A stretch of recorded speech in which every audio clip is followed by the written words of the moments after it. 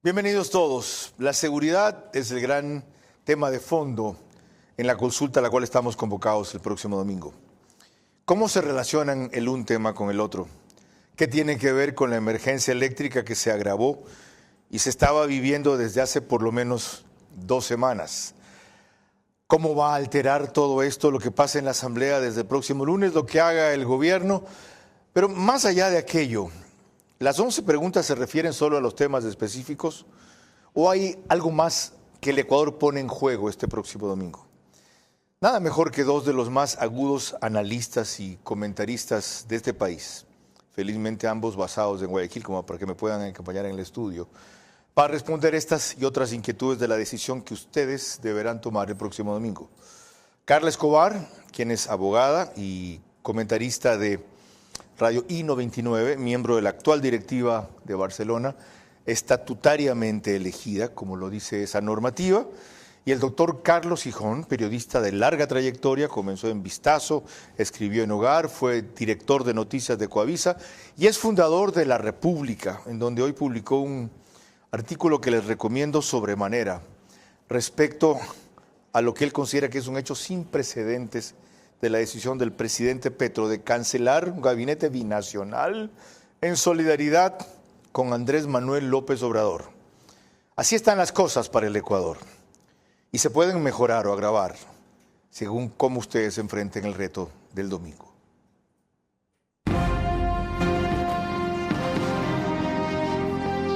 Este es Vera a su manera.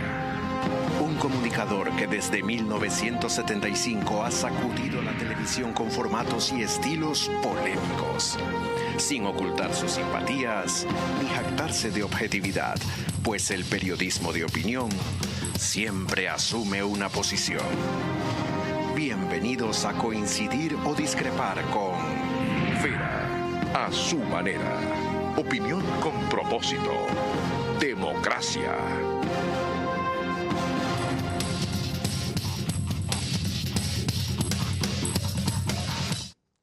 El domingo tendremos una edición especial de análisis de la consulta 22 horas en vivo, se lo recuerdo. Hoy debía comparecer el ministro encargado de Energía, Roberto Luque, ministro de Transporte.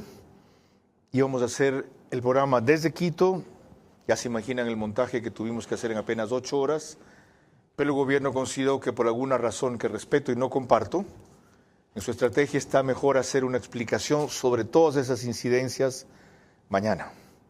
No sé si pueda hacer en alguno de mis espacios de verdad. Por mí no ha faltado, vuelvo a repetir, entiendo, no coincido en la oportunidad y la postergación de las citas. Nos pueden seguir por Facebook y YouTube de Vera a su manera. Estamos también en Extreme TV Cable, que es canal 15 de Vito TV, cumplen 10 años el lunes. O 709 si prefieren señal de alta definición. En DirecTV salimos por el 194, eso es Manavisión, corresponde a Canal 9 en Manaví, señal abierta solo allá. En estas 2 cableras y en todas las demás del Ecuador, estamos gracias a RTU, DirecTV 177, CNT 12, TV Cable 69, Claro TV 30 y Cable Unión 09. En radio, Centro 101.3 FM. En audio y en imagen para sus plataformas digitales. Tenemos con este canal 24/7 una alianza informativa el domingo. En Manaví, Candela con K, 89.3 FM. En Riobamba, La Bonita del centro del país, también 89.3 FM. Pero para el Chimborazo, Cotopaxi, Tungurahua. Y en Quito, Radio Única, 94.5 FM. De paso, anoche que no había luz en mi casa, bajé a mi carro, lo prendí y con aire acondicionado oí el programa. Es una fortuna ser multiplataforma en esta ocasión. Lorena, gracias por trabajar en viernes. Bienvenida. Carlos, buenas noches. Buenas noches a todos los que nos ven y nos escuchan. Hace apenas 5 días, una de nuestras invitadas para analizar la consulta de este domingo tuvo muy claro los elementos más importantes respecto a seguridad que están en juego en las principales preguntas. María Sol Pons. La consulta popular, dentro de sus importantes ejes de seguridad, nos permite plantearnos como ecuatorianos si necesitamos reformar la norma para fortalecer la seguridad y fortalecer, digamos, las herramientas en la lucha contra el narcoterrorismo, o si nos vamos a quedar sentados de brazos cruzados a esperar que venga una solución del cielo. Entonces tenemos que ya ir comprendiendo e hilando, ni siquiera muy fino, sino con mucha claridad, de quiénes son los que se pueden poner en contra de la extradición. La extradición no es la solución absoluta a que los delincuentes dejen de cometer delitos o dejen de narcotraficar, pero sí es un disuasivo y una barrera y una traba importante al ejercicio de estas acciones delictivas en nuestro territorio. Abogada Carla Escobar, bienvenida. En verdad, los temas planteados en la consulta sobre seguridad ¿significarán una mejoría en su tratamiento? Por supuesto que sí. Si hacemos un recorderis, como antecedentes, el Ecuador tuvo fronteras abiertas en algún momento, se permitió e incluso se dio la residencia y la nacionalidad a varios extranjeros cuyo pasado judicial nunca fue estudiado, ni revisado, ni analizado. Todas estas personas, no quiero generalizar porque no son todos, hay extranjeros que han venido a hacer su labor, que han trabajado y que están aportando al país, pero tenemos muchos delincuentes que han sacado la nacionalidad, la residencia, y que resulta que por ser ecuatorianos no los podemos extraditar. Entonces, esta es una de las preguntas que, por ejemplo, aquí cabe y que es oportuna para el país. Así vamos también a disminuir este incentivo que tienen todos de venir a sacar con qué facilidad la nacionalidad ecuatoriana, que parece mentira, pero la regalamos en muchas ocasiones. Igual inquietud, doctor Carlos Hijón, bienvenido. ¿Son cruciales los temas de la seguridad dentro de la consulta o episódicos? Son importantes, especialmente el que permitiría a las Fuerzas Armadas a participar dentro del control interno de manera permanente. La Constitución de Montecristi estableció una barrera, dijo que las Fuerzas Armadas no debían concentrarse en el control externo de la nación. No permite, sino de manera excepcional y una vez declarado un estado de emergencia, utilizar las Fuerzas Armadas para el control interno, y resulta que la situación se desbordó y que el número de policías que están activos es insuficiente para controlar el orden. Y entonces, pero después de eso hubo una serie de mecanismos, pronunciamientos, regulaciones, dictamen de la Corte Constitucional, etcétera, que volvieron ya innecesaria esta pregunta, dicen algunos, no solamente por estado de excepción se las puede incorporar, tanto así que se acabó el estado de excepción y sigue en la calle. Yo creo que es necesario reformar la Constitución y que quede perfectamente claro, porque la Corte Constitucional da dictámenes distintos. En el gobierno de Lasso ni siquiera permitió la pregunta. Dijo que eso era materia de una reforma y no de una enmienda, porque dijo la Corte Constitucional que esto alteraba la estructura de la Constitución. ¿Y entonces, la pregunta de ser aprobada permite esa reforma constitucional? Por lo menos establece que estamos de acuerdo. Una vez que nos la hacen, y vamos a responder que sí, establece que la mayoría ojalá esté de acuerdo en la necesidad que las Fuerzas Armadas se reincorporen al control interno, porque en este momento la mayor amenaza para la nación es el narcotráfico, y la policía sola en este momento no puede enfrentar esa amenaza. Entonces es necesario incorporar a las Fuerzas Armadas, porque esta es una amenaza que pone en peligro la existencia misma de la nación en este momento. Ya que entramos en el tema de las Fuerzas Armadas, ¿cómo evalúa usted de que vaya a ser preferente y permanente la intervención de ellos a nivel nacional si se aprueba la pregunta? Porque algunos auguran que entonces se producirán excesos mayores de los que ya se han registrado, han pateado detenidos, han hecho confesiones extrajudiciales, han obligado a acciones humillantes. Aquí, sobre todo, tenemos que ver el número de elementos que se incorpora a la seguridad del país. La policía no es suficiente, con las Fuerzas Armadas tenemos un mayor número de elementos trabajando por la seguridad del país. Excesos no, Carlos. Hemos visto más bien que durante el estado de excepción las cosas un poco se regularon, las Fuerzas Armadas metieron un poco más de presión, por decirlo en palabras más sencillas. Entonces, no, al contrario. Hubo quienes vaticinaban que iba a ser esto una carnicería y se quedaron con las narices largas, porque en efecto eso no se produjo. Dijo, la Fuerza Armada está entrenada solo para matar, no para controlar o apresar y en efecto así fue. Existen grupos especiales, tanto en la policía, pero también en las Fuerzas Armadas, que vimos que desactivaron y desarticularon bandas grandes. Las incautaciones han sido mayores en estos ¿No vamos meses. a vivir entonces en un estado constantemente militarizado?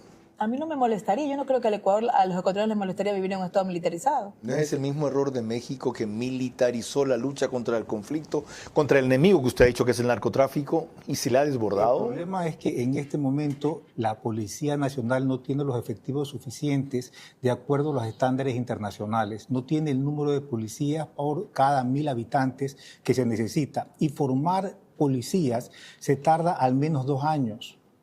Y entonces, y tenemos un problema actual y urgente. Entonces es necesario en este momento incorporar a las Fuerzas Armadas, porque si no vamos a perder la guerra contra los carteles de Sinaloa, que es y los de Jalisco, contra los quienes en este momento el Estado ecuatoriano se está enfrentando. Contra lo que usted dice en su artículo, que inclusive una publicación de Estados Unidos muy reconocida ha encontrado vínculos de López Obrador. Pero prosigamos en la línea para no irnos a esa otra que algún rato tenemos que abordar aquí. Lorena. El consultor político Antonio Tramontana, en el programa que tiene nuestro director Carlos Vera, todos los sábados a las 22 horas, verás, fue más allá. A juicio de él, esto es lo que se juega el próximo domingo. ¿Qué es lo que se está corroyendo? ¿Qué es lo que se está derrumbando? La institucionalidad. ¿Qué es lo que faltaría que se derrumbe, señor Vera, en los 5 poderes del Estado? Ejecutivo, legislativo, Consejo de la Judicatura, esta de participación ciudadana y control social. ¿Sabe cuál es el último? La función electoral. Correcto, Consejo Nacional Electoral. Si en la función electoral llega a haber la mínima sospecha de un fraude, de que quítale al uno, ponle al otro, sácale al otro y ponle al uno, ¿sabe a dónde es que estamos llegando? Ya hay esa mínima sospecha. Entre los chats que trascendieron del caso Purga, quedó en claro, según declaró Mayra Salazar, que habían incidido en el Tribunal del Guayas para afectar los resultados de las elecciones. Sean en el Tribunal del Guayas, sean en el Tribunal del Oriente, sean en el Tribunal de la Sierra. ¿Sabe lo que significa eso? Hay estados. ¿A eso están apuntando los enemigos de la democracia? ¿No hay Estado? No, los enemigos de la democracia solo están esperando ese momento. ¿Esto es exagerado? ¿O en verdad no? ¿Por qué no le parece exagerado? No es exagerado, no es exagerado porque de pronto se ha descubierto algo que se sospechaba y para lo cual ahora hay pruebas, de que la función judicial, de que el Consejo de la Judicatura estaba fuertemente penetrado por el narcotráfico. Encontramos jueces que estaban a sueldo o que estaban recibiendo dinero del narcotráfico. Esto es algo que sospechábamos, pero ahora tenemos la evidencia. Y hay evidencia también, por lo menos la declaración de la señora Mayra Salazar, que este mismo aparato logró influir en la consulta popular pasada. O sea que esa pregunta de la extradición, que todas las encuestas decían que se iba a aprobar y que luego perdió abrumadoramente en Guayas,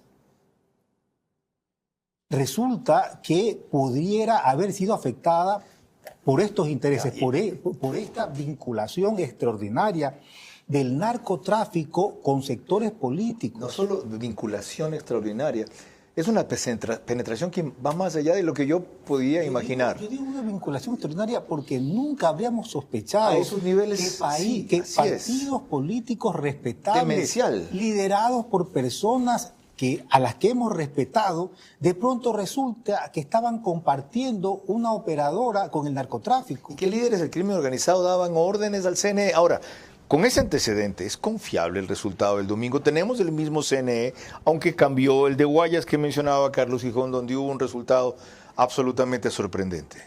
Yo creo que sí, es confiable, porque felizmente los partidos políticos, los movimientos políticos, sí manejan lo que son los controles electorales. Yo entiendo que también van a existir un control electoral.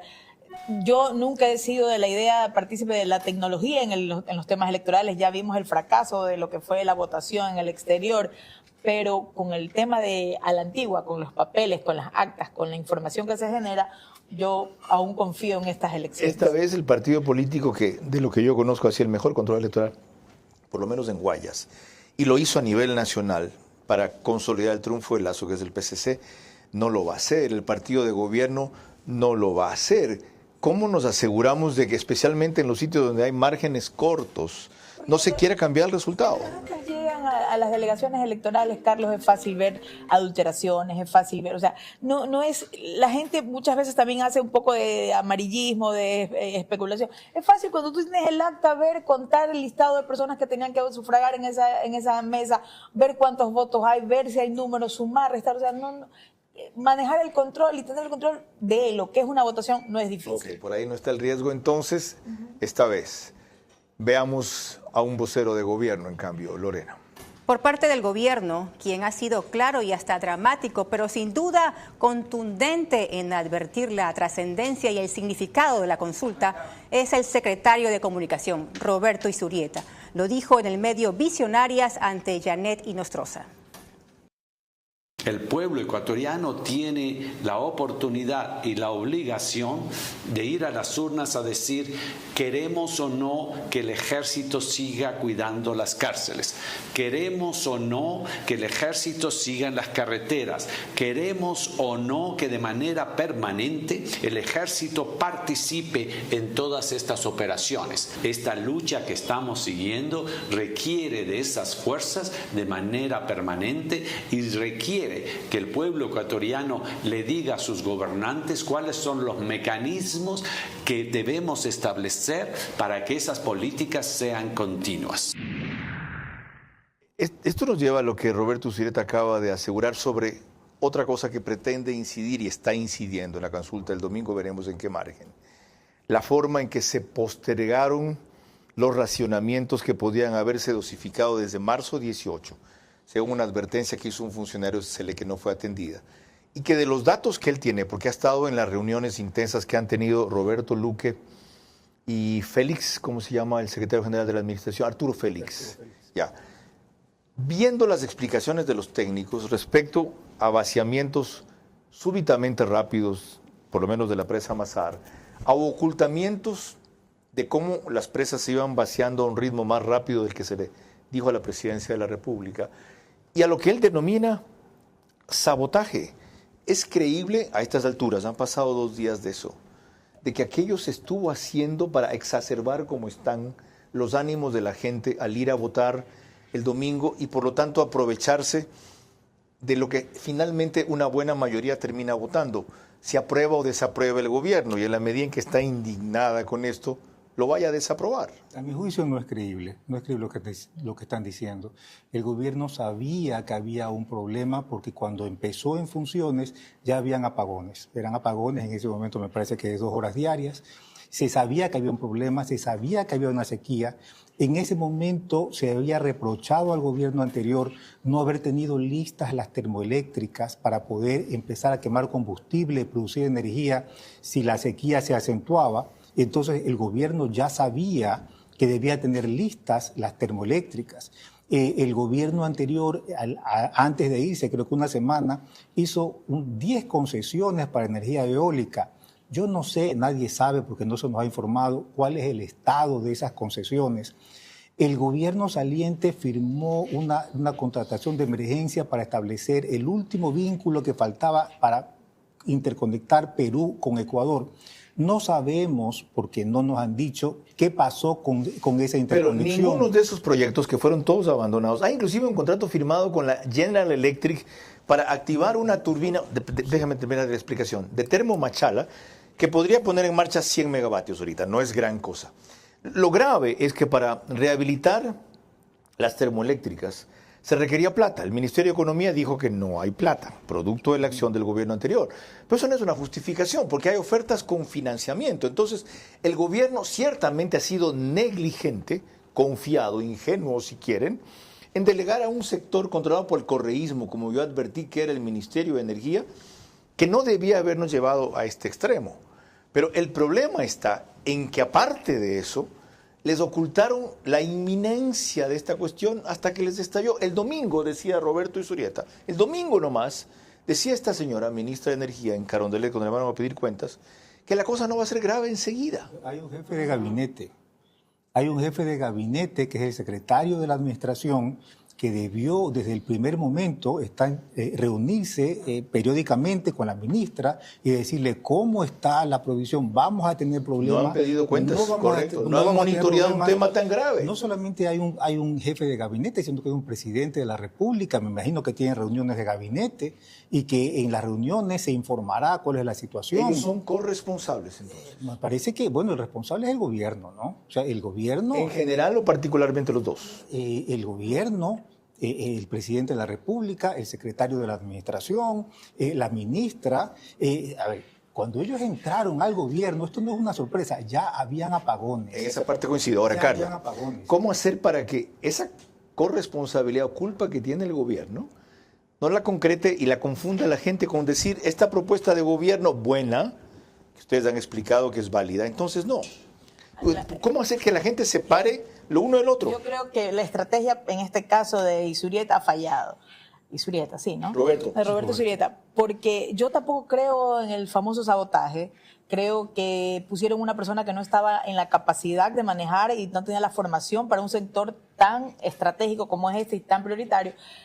Sin embargo, la estrategia de hablar de un sabotaje confunde a la opinión pública y la opinión pública termina queriéndolo castigar y la campaña debe haber sido otra, es decir, ok, estas preguntas no son a favor de Noboa, no son en contra de Correa.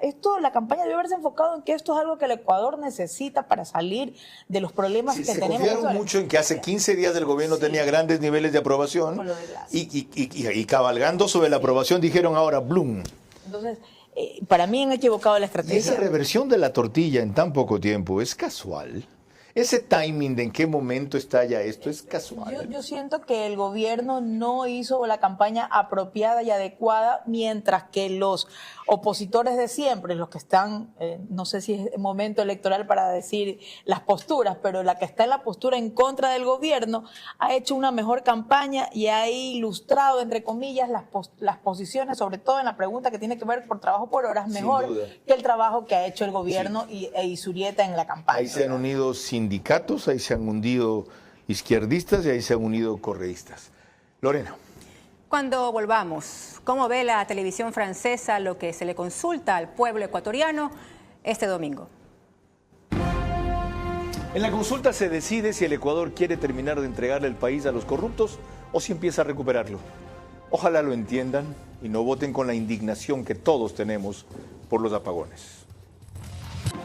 Estamos tratando seguridad y consulta. Las implicaciones que tienen los dos temas, los antecedentes que acaban de tratar nuestros invitados y las proyecciones. Yo tengo una primera conclusión muy clara en lo que les he escuchado para el día lunes. El gobierno no puede seguir haciendo lo mismo. Tiene que darse un golpe de timón y un cambio sustancial. ¿Hasta dónde? ¿En qué sentido? Es otra cosa para discutir luego. ¿Con quiénes? Pero tras todo lo que aquí se ha empezado a decir sobre las aristas de este problema, persistir sería no solo una necedad, sino un atentado contra su propia estabilidad. Les recuerdo que el reprise del programa es en OnePlus, WUAN, canal 14, el mismo número en las 3 cableras que lo reproducen, eso sí, 48 horas después, es decir, en este caso lunes, a las 6 de la mañana. Apenas termina, el periódico digital Ecuador en Vivo sube un resumen en su portal de noticias y página principal. En Estados Unidos llegamos gracias a Macro Digital, con una gran cantidad de suscriptores ecuatorianos.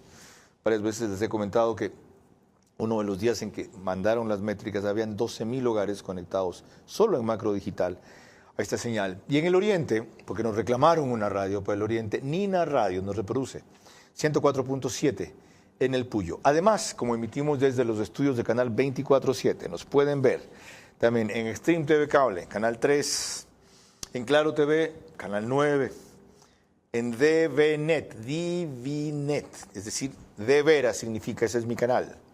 No, es de Francisco Vera. En DVNet de Canal 12 y en Data, Canal 99, Lorena. De esta manera, hace pocos días, en un reportaje de Gustavo Ortega de France 24, se presentó el dilema que el Ecuador enfrenta con la consulta de este domingo.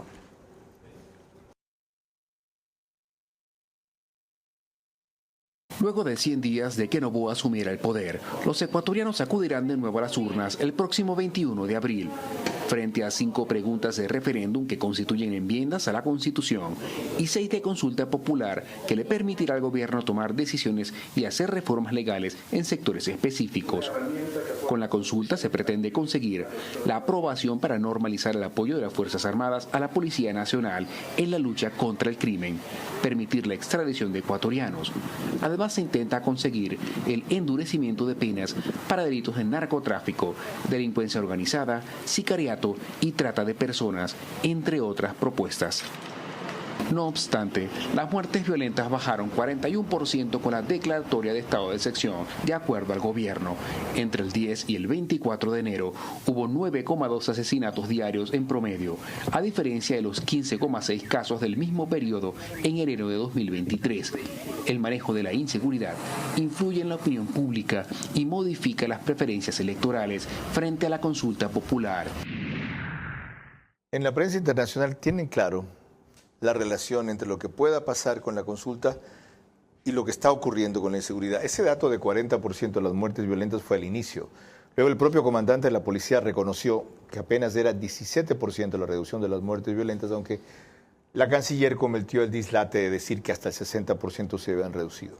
No hay necesidad de mentir o hay necesidad de ser preciso, más aún en un tema tan delicado. Pero todo este antecedente para averiguarles cómo sienten que nos ve la prensa internacional ante la coyuntura del momento. Doctor Gijón. Bueno, en términos generales nos ve bastante mal.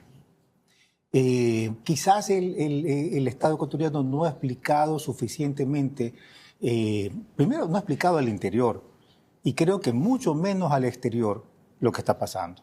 O sea, las circunstancias de la crisis con México, yo no he visto, yo no sé si los embajadores en los respectivos países están explicando a los países lo que ha ocurrido. ¿Sirve insistir en lo mismo o dado que se violó un principio del derecho internacional que es sacrosanto?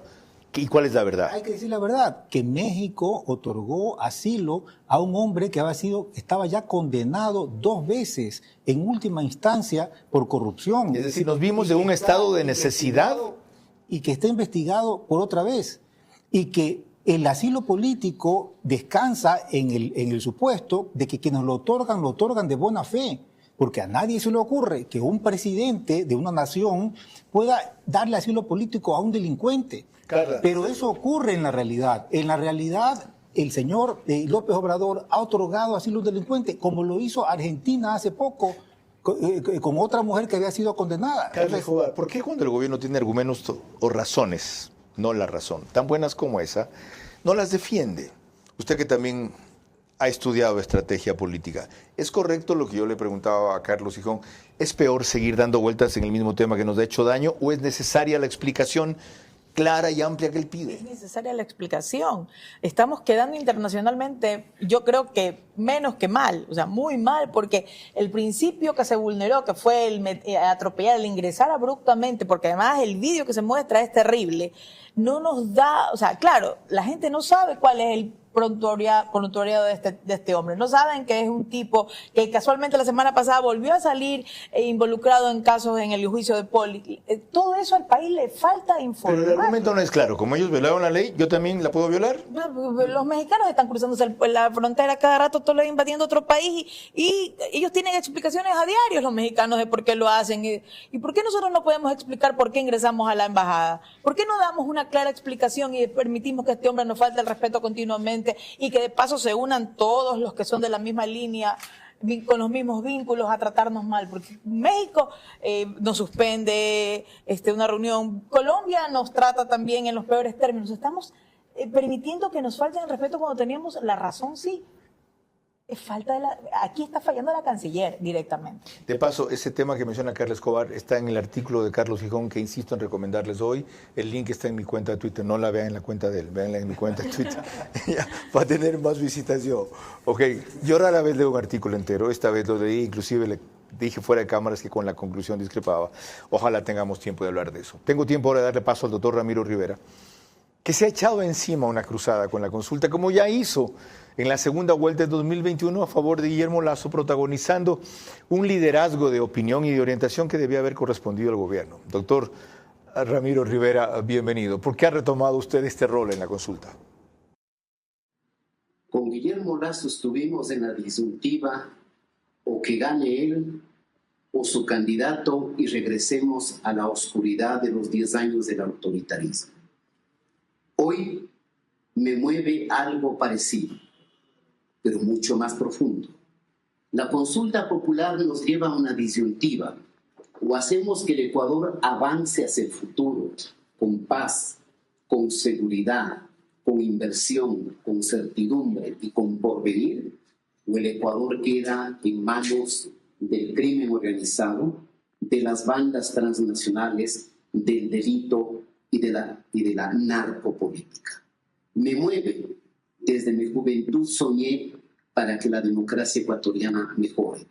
Me duele profundamente ver la descomposición moral e institucional. Y mi rol es ese, orientar a la opinión pública y a quienes puedan coincidir con mis ideas en defensa de la democracia ecuatoriana. Explicado aquello y entendido, ¿cuáles cree que son los temas más importantes en esta consulta y por qué?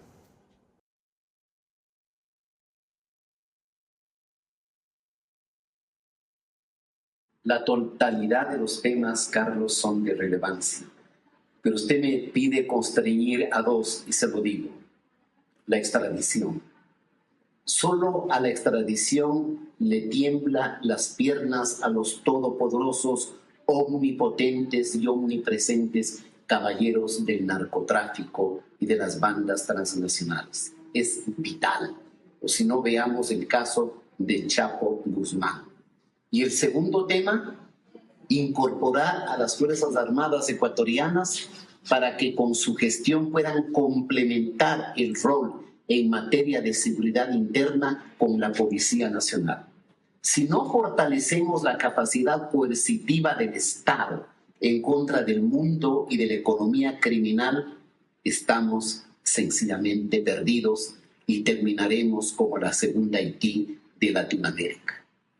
Un último elemento de juicio, no lo hemos tratado aquí en el panel, sí en un programa el día de ayer y más en uno anterior. Se han cogido del tema del contrato por horas para aterrar a los ya empleados diciendo que los van a despedir para contratarlos por hora y para asustar igual a los que vayan a ser contratados por horas, haciéndoles creer que no van a contar con los beneficios de ley mientras dure esa relación laboral. ¿Cómo ve usted la forma en que se ha distorsionado y tratado esta pregunta? Octavio Paz, Premio Nobel de Literatura de 1990, mexicano, decía algo, Carlos.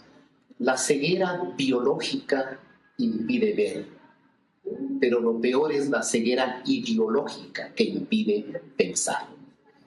El hecho de que la vieja burocracia sindical que vive en 1938 en el viejo socialismo romántico, el señor Correa que está psíquicamente enfermo y el señor Issa que vive en el estallido y se opongan al trabajo por horas es perversamente inhumano. Porque 7 de cada 10 jóvenes no tienen trabajo. No nos olvidemos de esos 7, del 70%. El trabajo por horas no afecta al trabajo estable, favorece al primer trabajo de los jóvenes con garantías, con el 12º, 13º, 14º, fondo de reserva, vacaciones y todos los beneficios. Un joven que puede estudiar y puede redondear sus ingresos con 12 o 15 dólares diarios. Del resto de las imágenes. Aquí hay un hecho que me llama la atención, abogada Carla Escobar. ¿Por qué el gobierno no ha tenido un gran protagonista, a excepto del presidente, impulsando los temas de la consulta? Y están elementos como Ramiro Rivera, van a escuchar después Andrés Páez, y un largo etcétera. ¿Qué pasó? ¿Qué pasa en general en el gobierno?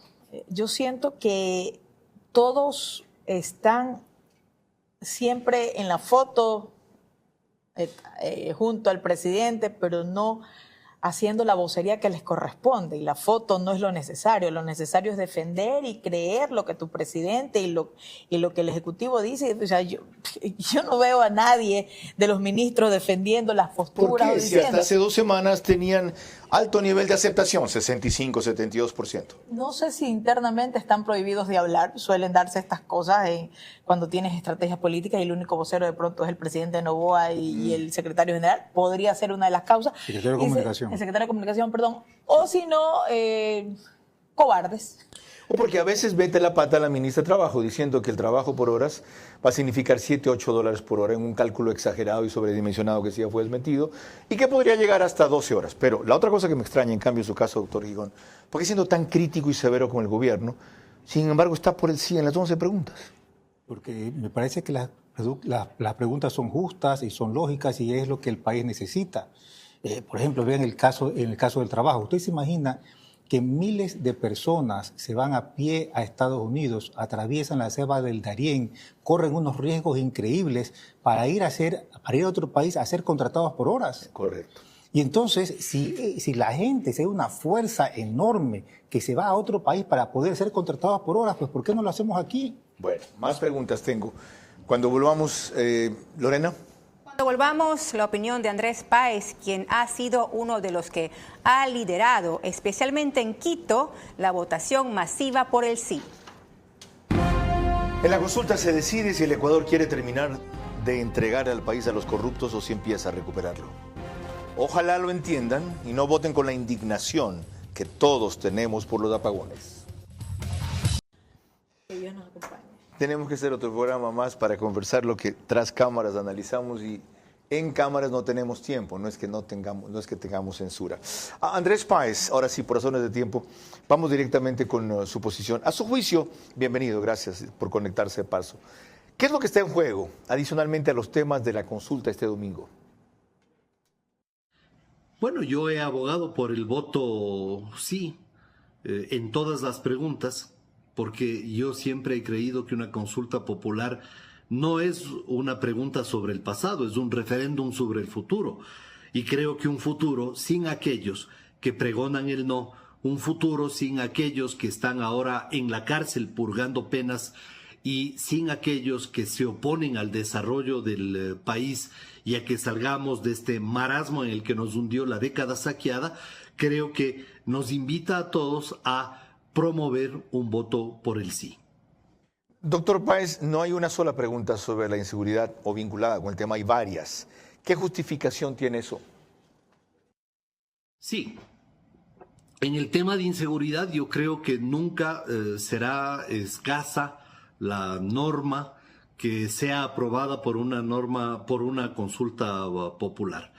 Yo creo que hay que ir reforzando el camino por todos los frentes, sobre todo para que organismos polémicos como la Corte Constitucional, que tienen a veces posiciones que aplaudimos y otras que son absolutamente disparatadas, puedan ellos mantenerse al margen de lo que significa tomar decisiones en temas tan trascendentales para el país. Una última cuestión. Hay quienes dicen que impulsar a votar todo sí es propender a un fanatismo tan extremo como los que impulsan a votar todo no. Sin ir más lejos, el que fundó este canal, Rafael Cuesta, decía esta mañana en Radio Centro que él vota en una no quiso decir en cuál. ¿Ya? 10 sí, una no. Hay quienes dicen que en 2 no están de acuerdo, máximo, y en el resto votan sí. ¿Por qué todo sí? La consulta popular jamás puede prescindir del carácter político que tiene al momento de ser planteada. Por lo tanto, si es que triunfa el sí, también se le va a infringir una derrota al correísmo y a aquellos sectores ligados al correísmo que están impulsando el no, simplemente por derrotarle al gobierno. No les importa el contenido de las preguntas, lo que les importa es derrotar al gobierno. Entonces, lo más importante es que de por medio existe una victoria política que le puede reforzar al gobierno para que siga en su propósito que ya lo tiene planteado ante la ciudadanía. Gracias, doctor Andrés Páez, por la brevedad y la precisión. Abogada Carla Escobar, aquí viene el riesgo mayor de los animados a votar sí, que es que el gobierno lo interprete como lo que acaba de decir Andrés Páez, como un respaldo para fortalecerlo más cuando ustedes han hecho evidentes muchos de los errores, no es que ha empezado a cometer, que ha cometido, y ahora que el tema de inseguridad pasa a un segundo plano, se ven con más claridad. ¿Cómo evitar que el gobierno se ensimisme a raíz de 11 CIS? Yo creo que ya le ha quedado experiencia en el caso del Ministerio de Energía al presidente Noboa.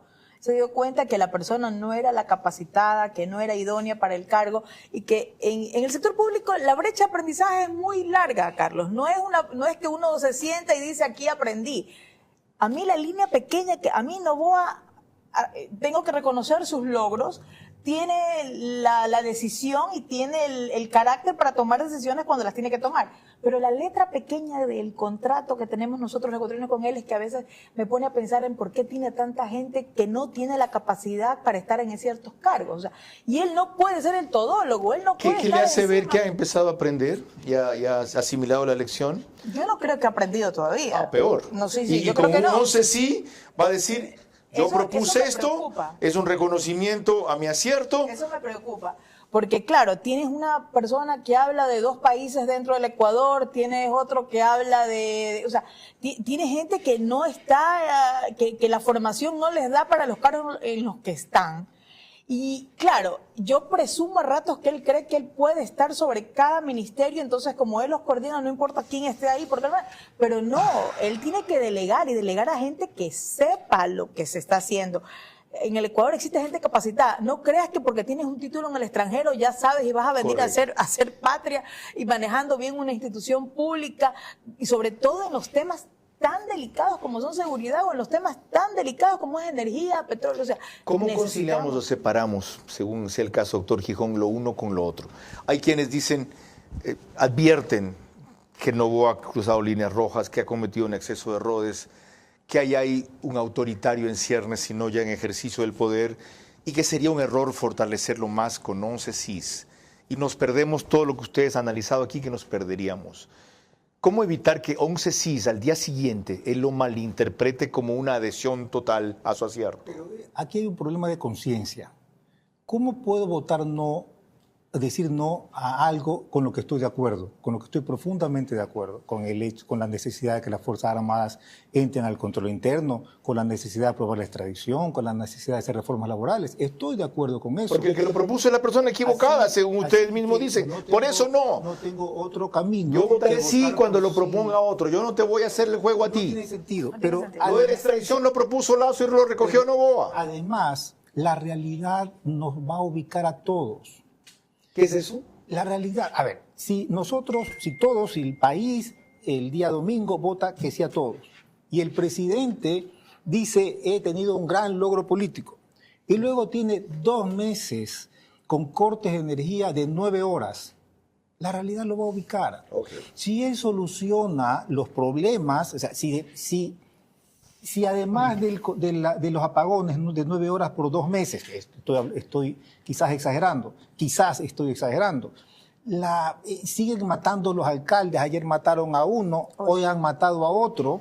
Portobelo. Si la delincuencia no se controla, y entonces la realidad nos irá ubicando a todos. ¿Usted cree que eso va a pasar? Si el presidente logra solucionar el problema de los apagones en una semana, en un mes, y si soluciona el problema de la seguridad, pues enhorabuena, nos ubicará. ¿La realidad nos va a ubicar a todos o vótale no para que se ubique de una vez? No, es que tenemos que pensar en el país. Yo ya le empecé diciendo que esto no se trata, estas 11 preguntas no son a favor de Noboa, ni en contra de Noboa, ni a favor, ni en contra del otro que está prófugo. No, esto es por el país.